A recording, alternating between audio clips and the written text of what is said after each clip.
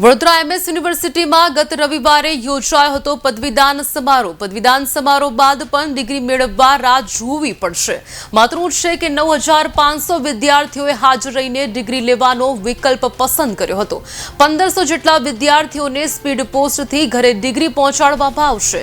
Degree લેવા માટેના form 3000 જેટલા વિદ્યાર્થીઓએ ભર્યા જ નથી. પદવીદાન સમારોહમાં હાજર રહીને ડિગ્રી લેવા માટે જે વિદ્યાર્થીઓએ ફોર્મ ભર્યા હતા તેમની ડિગ્રીઓ ફેકલ્ટી પહોંચાડી દેવામાં આવી છે.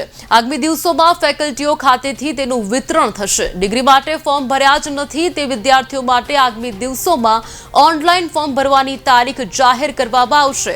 ફોર્મ ભર્યા પછી તેમને પરીક્ષા વિભાગમાંથી યોગ્ય પુરાવા રજૂ કરીને ડિગ્રી લઈ જવા માટે તારીખ આપવામાં આવશે.